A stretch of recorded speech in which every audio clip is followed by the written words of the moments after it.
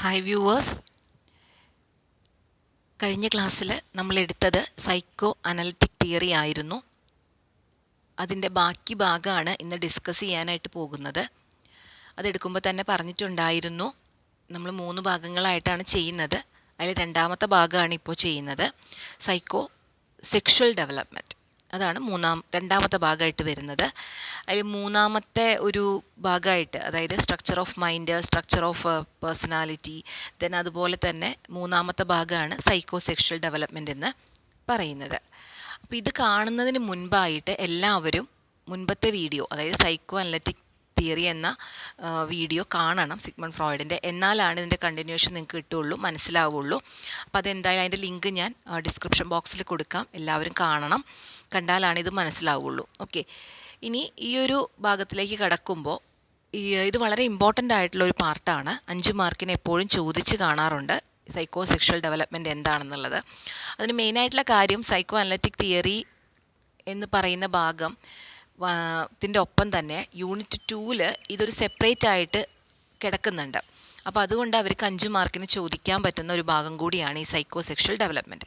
അതോടൊപ്പം തന്നെ നിങ്ങളുടെ കോമ്പറ്റേറ്റീവ് എക്സാമിനൊക്കെ ഇമ്പോർട്ടൻ്റ് ആണ്. അതെങ്ങനെയാണെന്നുള്ളത് ആ ഭാഗം എടുക്കുമ്പോൾ ഞാൻ പറയാം.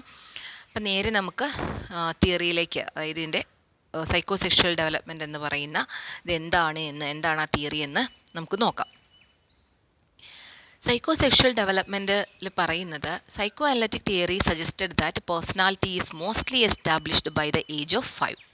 ഓക്കെ, ദെൻ ഏർലി എക്സ്പീരിയൻസസ്, നമ്മുടെ മുൻപ് കാലഘട്ടങ്ങളിലെ എക്സ്പീരിയൻസ് എല്ലാം തന്നെ നമ്മുടെ പേഴ്സണാലിറ്റി ഡെവലപ്മെൻറ്റിന് ബാധിക്കുന്ന ഒന്നാണ്. അതോടൊപ്പം തന്നെ നമുക്ക് ഇനി വരുന്ന ലൈഫിലും അത് ബാധിക്കുന്ന ഒന്നാണ്.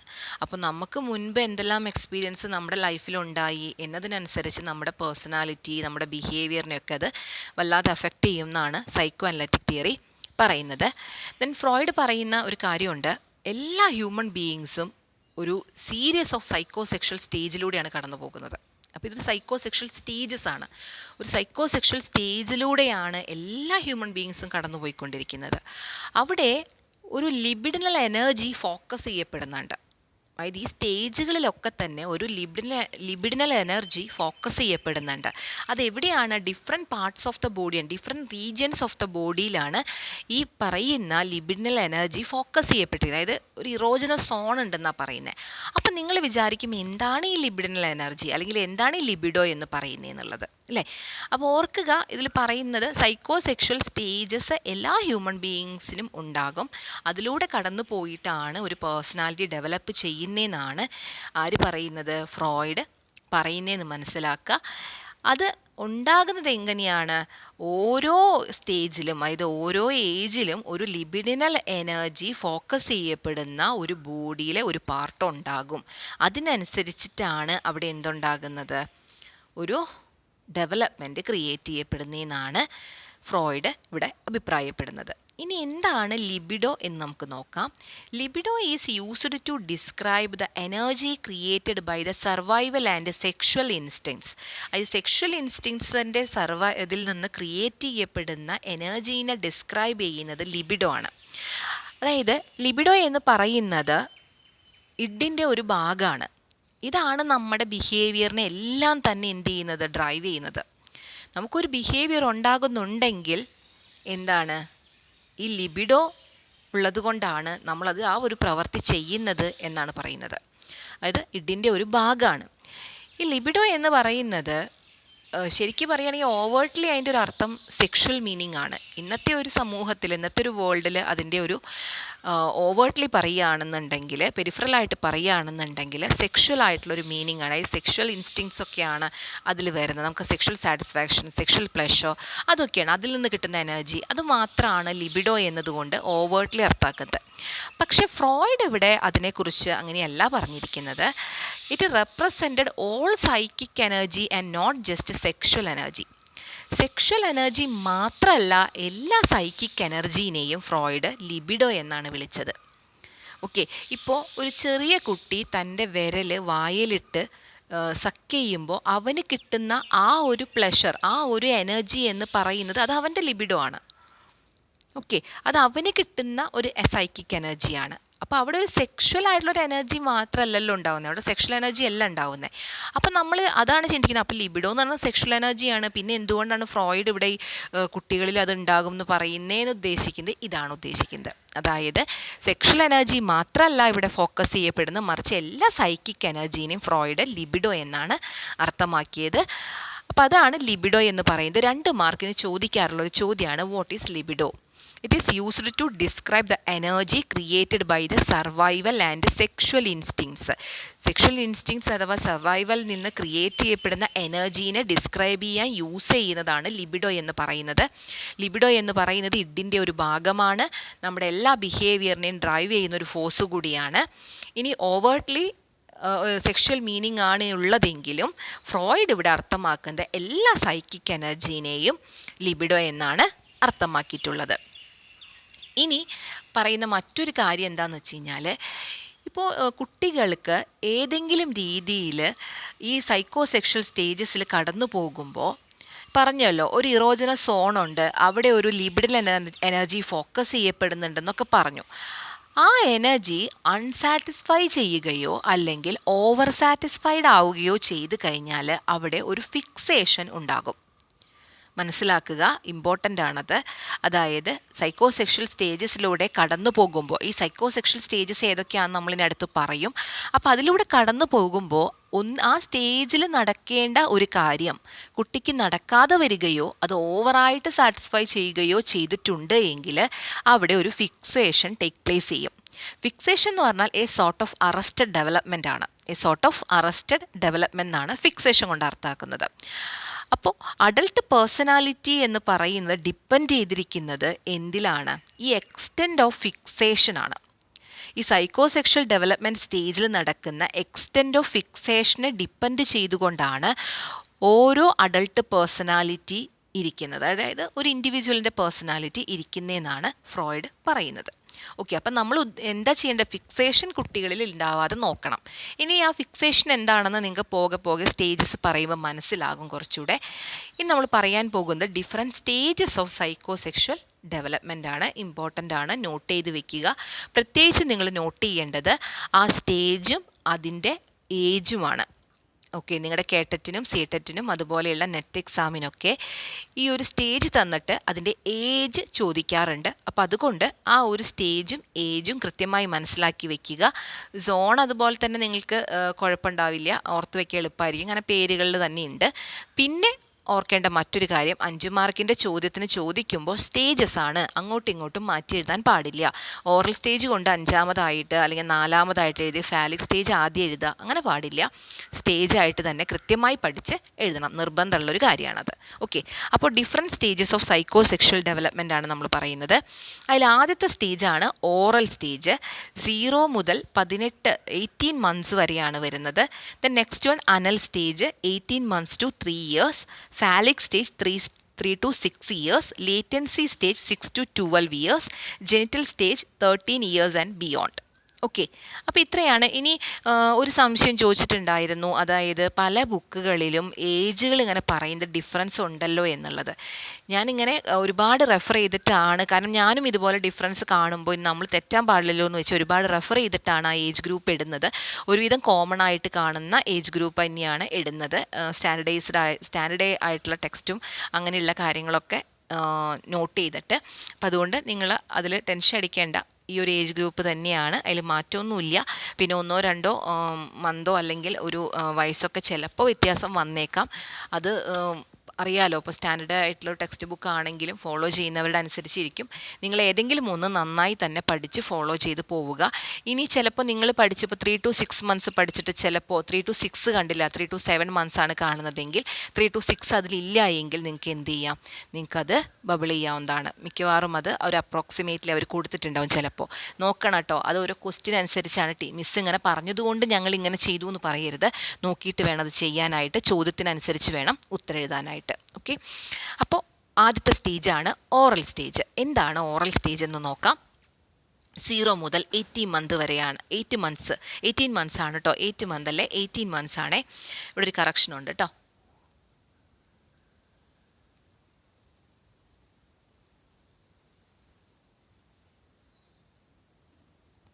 80 months ആണ് കേട്ടോ, അത് ഓർക്കണേ, 80 months ആണ്.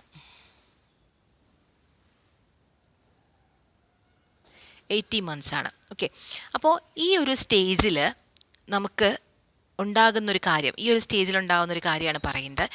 During the oral stage, the infant's primary source of interaction occurs through the mouth such as feeding, sucking, biting extra.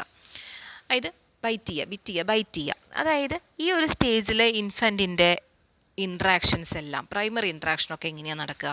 നിങ്ങളൊന്ന് ആലോചിച്ച് നോക്കൂ. മൗത്തിലൂടെയാണ് അല്ലേ? എന്ത് സാധനം കിട്ടിയാലും കുട്ടി എന്താ ചെയ്യുക? ആദ്യം തന്നെ ഒന്ന് കടിച്ചു നോക്കും അല്ലേ, അല്ലെങ്കിൽ ഒന്ന് സക്ക് ചെയ്ത് നോക്കും അല്ലേ? അപ്പോൾ അത് ആ രീതിയിലാണ്. ഓക്കെ, ആ രീതിയിലാണ് കുട്ടിയുടെ പ്രൈമറി ഇൻട്രാക്ഷൻ നടക്കുന്നത്. ഫീഡിങ്ങിലൂടെയും സക്കിങ്ങിലൂടെയും ബൈറ്റിങ്ങിലൂടെയൊക്കെയാണ് കുട്ടിയുടെ ഇൻട്രാക്ഷൻ നടക്കുന്നത്. അപ്പോൾ ഇവിടുത്തെ ഇറോജനസ് സോൺ ഏതാണ്? ഇവിടുത്തെ ഇറോജനസ് സോൺ എന്ന് പറയുന്നത് മൗത്താണ്. Then primary conflict at the stage is weaning process. എന്താണ്? നമ്മൾ നേരത്തെ പറഞ്ഞല്ലോ, നമുക്കിടെ ഇവിടെ ഉണ്ടാകുന്ന ഏറ്റവും വലിയൊരു പ്രശ്നം, അതായത് ഈ ഒരു സ്റ്റേജിലുണ്ടാകുന്ന ഏറ്റവും വലിയൊരു പ്രശ്നം എന്ന് പറയുന്നത്, ഒരു പ്രൈമറി കോൺഫ്ലിക്റ്റ് എന്ന് പറയുന്നത് വീനിങ് പ്രോസസ്സാണ്. അതായത് ഫീഡിങ് നിർത്തുക എന്ന് പറയുന്നത് ഭയങ്കര ബുദ്ധിമുട്ടുള്ളൊരു കാര്യമാണ്. കുട്ടികളെ സംബന്ധിച്ചിടത്തോളം അവരുടെ ഇറോജനസ് സോൺ എന്ന് പറയുന്നത് മൗത്താണ്. അവർക്ക് പ്ലഷർ കിട്ടുന്ന ഒരു സോൺ എന്ന് പറയുന്നത് ഈ മൗത്താണ്. അവരുടെ ലിബിഡിനൽ എനർജി ഫോക്കസ് ചെയ്യപ്പെട്ടിരിക്കുന്നത് ഈ ഒരു ഇറോജനസ് സോണിലാണ്, ഈ മൗത്ത് എന്ന് പറയുന്ന ഇറോജനസ് സോണിലാണ്. അപ്പോൾ അവന് കിട്ടുന്ന ആ പ്ലഷറാണ് നമ്മളിവിടെ സ്റ്റോപ്പ് ചെയ്യുന്നത്. അപ്പോൾ അവിടെ ഒരു കോൺഫ്ലിക്റ്റ് ഉണ്ടാകും സ്വാഭാവികമായിട്ടും. ഓക്കെ, ഇനി ഇൻ കേസ് ഈ ഒരു ടൈമിൽ ഓറൽ ഫിക്സേഷൻ ഉണ്ടായാൽ, നേരത്തെ പറഞ്ഞല്ലോ ഓറൽ ഫിക്സേഷൻ ഇല്ലാതെയും ഉണ്ടായിട്ടും, അതായത് ഓവർ സാറ്റിസ്ഫാക്ഷൻ ആവാം അല്ലെങ്കിൽ അൺസാറ്റിസ്ഫൈഡ് ആയിരിക്കാം. ഇത് രണ്ടിലേതെങ്കിലും ഒന്നുണ്ടായാൽ എന്തുണ്ടാകും? Can result in problems with drinking, eating, smoking or nail biting, aggression, dependency etcetera. ഇത്തരത്തിലുള്ള കാര്യങ്ങളിലേക്ക് കുട്ടിയുടെ പേഴ്സണാലിറ്റി പോകുന്നതായിട്ട് നമുക്ക് കാണാൻ പറ്റും. ഇപ്പോൾ ചില ആൾക്കാർ എപ്പോഴും നഖം കടിച്ചുകൊണ്ടിരിക്കുന്നുണ്ടാവും അല്ലേ? അവിടെ ഒരു ഓറൽ ഫിക്സേഷൻ ഉണ്ടായതുകൊണ്ടാണ് അങ്ങനെ വരുന്നതെന്നാണ് ഫ്രോയിഡ് പറയുന്നത്. അതുപോലെ സ്മോക്കിംഗ്, അതൊരു ഓറൽ ഫിക്സേഷൻ ആണെന്നാണ് പറയുന്നത്. ക്ലിയർ? അല്ലെങ്കിൽ എപ്പോഴും എന്തെങ്കിലും ഇങ്ങനെ വായിലിട്ട് ചവച്ചുകൊണ്ടേയിരിക്കുക, അതെന്താണ്? ചൂയിങ് ചെയ്തുകൊണ്ടേയിരിക്കുക, അതൊരു ഓറൽ ഫിക്സേഷനാണ്. കാരണം അവന് ആ ഓറൽ ആയിട്ട്, അതായത് മൗത്ത് എന്ന് പറയുന്ന ഇറോജനസ് സോണിൽ നിന്ന് അവന് സാറ്റിസ്ഫാക്ഷൻ കിട്ടിക്കൊണ്ടിരിക്കുന്നുണ്ട്. അപ്പോൾ അതിന് വേണ്ടിയിട്ട് അവൻ എന്ത് ചെയ്തുകൊണ്ടിരിക്കുന്നു? പിന്നെയും അത് ചെയ്തുകൊണ്ടിരിക്കുകയാണ്. അപ്പോൾ അന്ന് കുട്ടിക്ക് കിട്ടിയിരുന്നത് ഫീഡിങ്ങിലൂടെയും അതുപോലെ മറ്റുള്ള വസ്തുക്കൾ കടിച്ചിട്ടൊക്കെ ആണെന്നുണ്ടെങ്കിൽ ഫീഡിങ് നമ്മൾ സ്റ്റോപ്പ് ചെയ്താലും എന്ത് ചെയ്തുകൊണ്ടിരിക്കും? ഇതിൽ നിന്ന് വീണ്ടും പ്ലഷർ കിട്ടാൻ വേണ്ടി ഈ പറയുന്ന നെയിൽ ബിറ്റിങ്ങും, അതായത് അവിടെ ഒരു ഫിക്സേഷൻ ഉണ്ടായെന്നാണ് അർത്ഥം. അതായത് ഈ ഓറൽ ആയിട്ട്, അതായത് മൗത്ത് എന്ന് പറയുന്ന ഇറോജനസ് സോണിൽ അവിടെ ഒരു ഫിക്സേഷൻ ഉണ്ടായിട്ട് അവിടെ നിന്ന് പ്ലഷർ സീക്ക് ചെയ്യുന്നൊരു സിറ്റുവേഷനിൽ ഇവിടെ എനർജി അവിടേക്ക് കൂടുതൽ ഫോക്കസ് ചെയ്യുന്ന രീതിയിലേക്ക് വന്നിട്ടുണ്ടെന്നാണ് അർത്ഥം. അപ്പോൾ അത്തരത്തിൽ ഉള്ള കുട്ടികൾക്ക് ഡ്രിങ്കിങ്, ഈറ്റിംഗ്, സ്മോക്കിംഗ്, നൈൽ ബിറ്റിംഗ് പോലത്തെ കാര്യങ്ങളൊക്കെ ഉണ്ടാകും. അല്ലാത്തവർക്ക് അഗ്രഷൻ, ഡിപ്പെൻഡൻസി അങ്ങനെയുള്ള കാര്യങ്ങളും ഉണ്ടാകും. അപ്പോൾ ഇതാണ് ഓറൽ സ്റ്റേജ്. അപ്പോൾ ഇതിൽ ഓർത്ത് വെക്കേണ്ടത്, ഓറൽ സ്റ്റേജിൽ മൗത്താണ് ഇറോജനസ് സോണെന്ന് ആലോചിച്ച് വെക്കുക. കുട്ടിക്ക് കിട്ടുന്ന പ്ലഷർ എന്ന് പറയുന്നത് മൗത്തിലൂടെയാണ്. അതായത് ഫീഡിങ്ങിലൂടെയും സക്കിങ്ങിലൂടെയും ബൈറ്റിങ്ങിലൂടെയൊക്കെയാണ് കുട്ടിക്ക് എന്ത് കിട്ടുന്നത്? പ്ലഷർ കിട്ടുന്നതെന്നുള്ളത് മനസ്സിലാക്കുക. നെക്സ്റ്റ് വരുന്ന സ്റ്റേജാണ് അനൽ സ്റ്റേജ്. 18 months to 3 years ആണ്. 18 മാസം മുതൽ 3 വയസ്സ് വരെയുള്ള കാലഘട്ടമാണ് അനൽ സ്റ്റേജ് എന്ന് പറയുന്നത്. ഏതായിരിക്കും primary focus of the libido എന്ന് പറയുന്നത്? Controlling bladder and bowel movements. ഇവിടെ കുട്ടിക്ക് ലിബിഡിനൽ എനർജി കിട്ടുന്നത് അല്ലെങ്കിൽ ഫോക്കസ് ചെയ്യപ്പെടുന്നത് കുട്ടി bladder and bowel movements control ചെയ്യുമ്പോഴാണ്. Bladder and bowel movements control ചെയ്യുമ്പോഴാണ് കുട്ടിക്ക് എന്തുണ്ടാകുന്നത്? അവിടെ അതായത് ലിബിഡൽ എനർജി അവിടെ ഫോക്കസ് ചെയ്യപ്പെടുന്നത് ആ ഭാഗത്താണ്. ഈ സെക്ഷൽ പ്ലഷർ കുട്ടിക്ക് ഫോക്കസ് ചെയ്യുന്ന സോൺ എന്ന് പറയുന്നത് അനൽ സോണാണ്. നേരത്തെ നമ്മൾ ഏതായിരുന്നു? മൗത്തായിരുന്നു. ഇതെന്ന് പറയുന്നത് അനൽ സോണാണ്, കുട്ടിയുടെ ഇറോജനസ് സോൺ എന്ന് പറയുന്നത്. ഇവിടെ ഉണ്ടാകുന്ന മേജർ കോൺഫ്ലിക്റ്റ് എന്ന് പറയുന്നത് ടോയ്ലറ്റ് ട്രെയിനിങ് ആണ്. അതായത് the child has to learn to control his or her bodily needs. അതായത് നമ്മുടെ ബോഡിയിൽ നിന്ന് നമുക്ക് യൂറിൻ പാസ് ചെയ്യുന്നതായാലും അതുപോലെ തന്നെ ഫീക്കസ് പാസ് ചെയ്യുന്നത് നമുക്ക് കൺട്രോൾ ചെയ്യാനായിട്ട് സ്വന്തമായിട്ട് കുട്ടിക്ക് പഠിക്കേണ്ട ഒരു സമയമായി അത്. 1.5 വയസ്സ് കഴിഞ്ഞാൽ നമ്മൾ ടോയ്ലറ്റ് ട്രെയിനിങ് കൊടുക്കണം എന്നാണ് പറയുക. അത് ഭയങ്കര ഒരു വലിയ കോൺഫ്ലിക്റ്റാണ്. കുട്ടിയെ സംബന്ധിച്ചിടത്തോളം അത് പഠിപ്പിക്കുക എന്ന് പറയുന്നത്, കുട്ടിക്ക് അത് നേടിയെടുക്കുക, അച്ചീവ് ചെയ്യുക എന്ന് പറയുന്നത് അത്ര എളുപ്പമായിട്ടുള്ളൊരു കാര്യമല്ല. അപ്പം നമ്മളത് കൃത്യമായ ട്രെയിനിങ് കൊടുത്താൽ മാത്രമേ കുട്ടിക്ക് അത് ചെയ്യാനായിട്ട് സാധിക്കുകയുള്ളൂ. അതൊരു മേജർ കോൺഫ്ലിക്റ്റാണ് ഈ അനൽ സ്റ്റേജിൽ. ചൈൽഡിന് എന്ത് ചെയ്യാൻ പറ്റണം? അവൻ്റെ അല്ലെങ്കിൽ അവളുടെ ബോഡിലി നീഡ്സിനെ കൺട്രോൾ ചെയ്യാനായിട്ട് പറ്റണം. ഈ ബവൽ മൂവ്മെൻറ്റ്സും ബ്ലാഡർ മൂവ്മെൻറ്റ്സും കൺട്രോൾ ചെയ്യാനായിട്ട് പറ്റണം. അപ്പോൾ അവിടെയാണ് എന്ത് വരുന്നത്? ലിബിഡോ ഫോക്കസ് ചെയ്യുന്നത് പറയുന്നത്. ഇനി ഫിക്സേഷൻ ഉണ്ടായിക്കഴിഞ്ഞാൽ, ഈ ഒരു സ്റ്റേജിൽ ഫിക്സേഷൻ ഉണ്ടായിക്കഴിഞ്ഞാൽ അനൽ റിറ്റൻറ്റീവ് ഓർ അനൽ എക്സ്പൾസീവ് ആയിട്ടുള്ളൊരു പേഴ്സണാലിറ്റി ഡെവലപ്പ് ചെയ്യും. അനൽ റിറ്റൻറ്റീവ് അല്ലെങ്കിൽ അനൽ എക്സ്പൾസീവ് ആയിട്ടുള്ളൊരു പേഴ്സണാലിറ്റി. എന്താണ് ഈ അനൽ റിറ്റൻറ്റീവ് എന്ന് പറയുന്നത്? നമ്മൾ ഓവർലി ആയിട്ടോ അല്ലെങ്കിൽ ഹാർഷായിട്ടോ ഉള്ളൊരു പോട്ടി ട്രെയിനിങ് ആണ് കൊടുത്തിട്ടുള്ളതെങ്കിൽ, അതായത് ടോയ്ലറ്റ് ട്രെയിനിങ് ആണ് കുട്ടിക്ക് കൊടുത്തിട്ടുള്ളതെങ്കിൽ വളരെ റിജിഡ് ആയിട്ടുള്ള അല്ലെങ്കിൽ ഒബ്സസീവ് പേഴ്സണാലിറ്റിയാണ് ഉണ്ടാവുക. കുട്ടിക്ക് ഭയങ്കര വൃത്തിയായിരിക്കും. ചെറിയ കാര്യങ്ങൾ പോലും, ചെറിയൊരു എന്താ പറയുക, അഴുക്ക് പോലും സഹിക്കാൻ പറ്റാത്ത അത്രയും ഒബ്സസീവായിട്ടുള്ളൊരു പേഴ്സണാലിറ്റി ആയിട്ട് കുട്ടിയുടെ മാറുമെന്നാണ് പറയുന്നത്. വളരെ അടുക്കും ചിട്ടിയോടുകൂടി വളരെ നീറ്റ് ആൻഡ് ക്ലിയർ ആയിട്ട് അങ്ങനെ കുട്ടിക്ക് പോകാനായിട്ട് പറ്റുള്ളൂ. അപ്പോൾ അനൽ റിറ്റൻറ്റീവ് എന്ന് ഉദ്ദേശിക്കുന്നത് എന്താണ്? നമ്മൾ ഓവർലി സ്ട്രിക്റ്റ് ആയിട്ടോ ഹാർഷായിട്ടോ കുട്ടിക്ക് ടോയ്ലറ്റ് ട്രെയിനിങ് കൊടുത്തിട്ടുണ്ട് എങ്കിൽ ആ കുട്ടിയുടെ പേഴ്സണാലിറ്റി റിജിഡ് അല്ലെങ്കിൽ ഒബ്സസീവ് പേഴ്സണാലിറ്റി ആയിട്ട് മാറാനായിട്ട് കാരണമാകുന്നു. ഇനി അനൽ എക്സ്പൾസീവ് ആണെന്നുണ്ടെങ്കിൽ നേരെ തിരിച്ചാണ്. നമ്മൾ കൃത്യമായി പോട്ടി ട്രെയിനിങ് ഒന്നും കൊടുത്തില്ല അല്ലെങ്കിൽ ടോയ്ലറ്റ് ട്രെയിനിങ് കൊടുത്തില്ലെങ്കിൽ സ്വാഭാവികമായും കുട്ടിയുടെ പേഴ്സണാലിറ്റി എന്തായിരിക്കും? ഡിസോർഗനൈസ്ഡ് ആയിരിക്കും. ഒട്ടും വൃത്തിയില്ലാത്ത, ഒട്ടും അടുക്കും ചിട്ടിയില്ലാത്തൊരു ഇതായിരിക്കും. ഒരു മിസ്സി ആയിട്ടുള്ളൊരു പേഴ്സണാലിറ്റി ആയിരിക്കും അവിടെ ഡെവലപ്പ് ചെയ്യുന്നുണ്ടാവുക. നിങ്ങൾ കണ്ടിട്ടുണ്ടാവും, നിങ്ങളുടെ കൂടെ പഠിക്കുന്നവരോ അല്ലെങ്കിൽ നിങ്ങളുടെ വീട്ടിൽ തന്നെ ഇപ്പോൾ പല വീട്ടിലെന്ന് വെച്ചാൽ നിങ്ങളുടെ കസിൻസിൻ്റെ വീട്ടിലൊക്കെ പല രീതിയിലുള്ള കുട്ടികളെ നിങ്ങൾ കണ്ടിട്ടുണ്ടായിരിക്കും. അത് അവർക്ക് നമ്മൾ കൊടുക്കുന്ന ആ ഒരു ട്രെയിനിങ് അനുസരിച്ചാണ് എന്ത് കാര്യം. ഇപ്പോൾ ടോയ്ലറ്റ് ട്രെയിനിങ് തന്നെയല്ല, ഫീഡിങ് ചെയ്യുന്ന കാര്യം. ഇപ്പോൾ ഭക്ഷണം കൊടുക്കേണ്ട ടൈമിന് കൃത്യമായിട്ട് കൊടുക്കാതിരിക്കുമ്പോൾ വലുതാകും തോറും കുട്ടിക്ക് അത് കഴിക്കുന്ന ടൈമും കാര്യങ്ങളൊന്നും അഡ്ജസ്റ്റ് ആവില്ല. ഇനി ഉറക്കം, കൃത്യമായി ഉറക്കം നമ്മൾ പഠിപ്പിച്ചില്ലെങ്കിൽ 10 മണിക്ക് എന്നും ഉറങ്ങുക, രാവിലെ 6 മണിക്ക് എണീക്കുക എന്നൊരു ഈ ഒരു ചിട്ടയിൽ കുട്ടിയെ കൊണ്ടുപോവുക, അതൊക്കെ നമ്മുടെ ട്രെയിനിങ്ങിൻ്റെ ഭാഗമാണ്. കുട്ടി ഇതിപ്പോൾ നമ്മളെല്ലാവരും ഇതൊന്നും സ്വയം പഠിച്ചതൊന്നുമല്ല, നമ്മളെ ഇതുപോലെ നമ്മുടെ അച്ഛനമ്മമാർ പഠിപ്പിച്ചത് കൊണ്ടാണ് നമുക്കതൊക്കെ ചെയ്യാൻ പറ്റുന്നത്. അപ്പോൾ നമ്മൾ എന്ത് ട്രെയിനിങ് ആണെങ്കിലും കുട്ടിക്ക് കൃത്യമായി കൊടുത്തില്ലെങ്കിൽ പല ഫിക്സേഷൻസും കുട്ടിക്ക് ഉണ്ടാകും. അത് നിങ്ങൾ മനസ്സിലാക്കേണ്ട ഒരു കാര്യമാണ്. അപ്പോൾ ഇവിടെ നിങ്ങൾ ഓർക്കേണ്ടത് അനൽ സ്റ്റേജിലത്തെ ഇറോജനസ് സോൺ എന്ന് പറയുന്നത് അനൽ സോണാണ്. ലിബിഡിനൽ എനർജി ഫോക്കസ് ചെയ്തിരിക്കുന്നതും ഈ അനൽ സോണിലാണെന്ന് ഓർത്തു വയ്ക്കുക. അപ്പോൾ ഇതെല്ലാം തന്നെ നിങ്ങളുടെ കോമ്പറ്റേറ്റീവ് എക്സാമിന് ചോദിക്കാൻ പറ്റുന്ന ഭാഗങ്ങളാണ്. മറ്റത് 5 മാർക്കിന് മൊത്തം ചോദിച്ചാൽ നിങ്ങൾക്ക് എങ്ങനെ വേണമെങ്കിലും എഴുതാം. പക്ഷേ ഇപ്പോൾ മേജർ കോൺഫ്ലിക്റ്റ് എന്തിലാണ് വരുന്നത് എന്നൊക്കെ ചോദിച്ചാൽ, ഇനി ഫിക്സേഷൻ ഉണ്ടായിക്കഴിഞ്ഞാൽ ഏത് രീതിയിലുള്ള ഫിക്സേഷൻ ഉണ്ടായിക്കഴിഞ്ഞാൽ എന്ത് രീതിയിലുള്ള പേഴ്സണാലിറ്റികളാണ് ഉണ്ടാവുക എന്നൊക്കെ ചോദിച്ചാൽ നിങ്ങൾക്ക് എഴുതാനായിട്ട് സാധിക്കണം. അപ്പോൾ അതൊക്കെ കൃത്യമായി നോക്കിയാലാണ് പഠിക്കാൻ പറ്റുള്ളൂ. അപ്പോൾ നമ്മൾ ഓറൽ സ്റ്റേജ് പറഞ്ഞു, അനൽ സ്റ്റേജ് പറഞ്ഞു. നെക്സ്റ്റ് ആണ് phallic stage. That is 3 to 6 ഇയേഴ്സാണ് വരുന്നത്. 3 to 6 ഇയേഴ്സ്. ഇവിടെ പ്ലഷർ ഫോക്കസ് ചെയ്തിരിക്കുന്നത് ജെനിറ്റൽ റീജിയനിലാണ്. ജെനിറ്റൽ റീജിയൻ എന്ന് പറഞ്ഞാൽ നിങ്ങൾക്ക് അറിയാം എന്താണെന്നുള്ളത്. At this stage children also begins to discover the differences between males and females and become aware of sexuality. അതായത് ഇവിടെ ആണ് പെണ്ണ് എന്നുള്ളതിൻ്റെ ഒരു ഡിഫറൻസ് തിരിച്ചറിയാൻ തുടങ്ങും.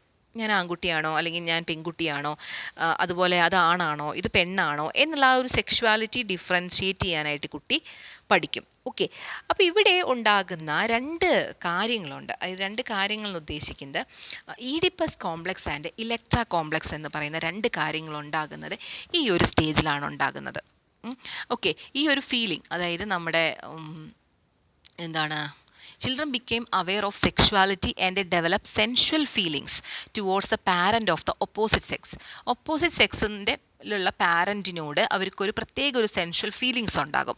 അതായത് അച്ഛനോട് മകൾക്കും അമ്മയോട് മകനും എന്ന രീതിയിലുള്ള ഒരു ഒപ്പോസിറ്റ് സെക്സ് പാരൻ്റൽ റിലേഷൻഷിപ്പ്, ഒരു ഇഷ്ടം കൂടുതൽ ആയിട്ട് ഉണ്ടാകും.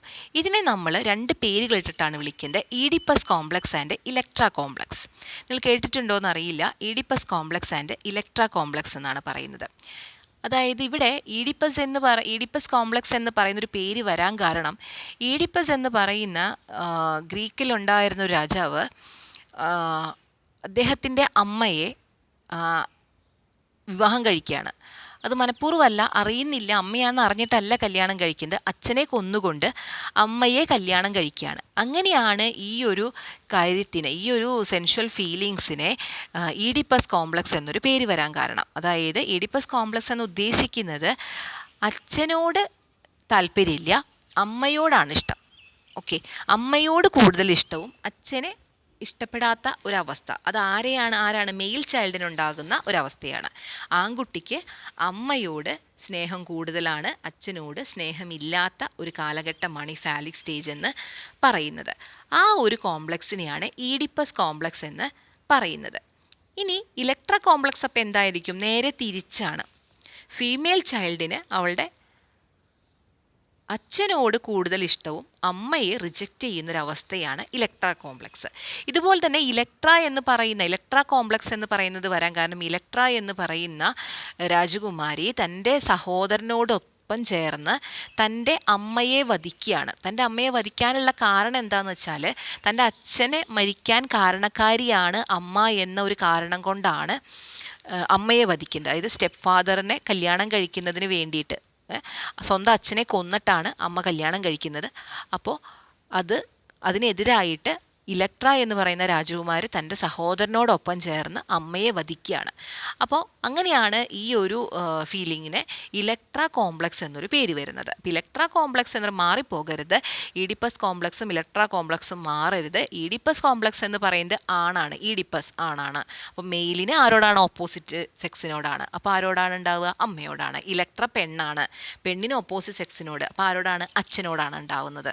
അപ്പോൾ ഇലക്ട്ര കോംപ്ലക്സ് എന്ന് പറയുന്നത് അച്ഛനോട് സ്നേഹവും അമ്മയോട് റിജക്ഷനും.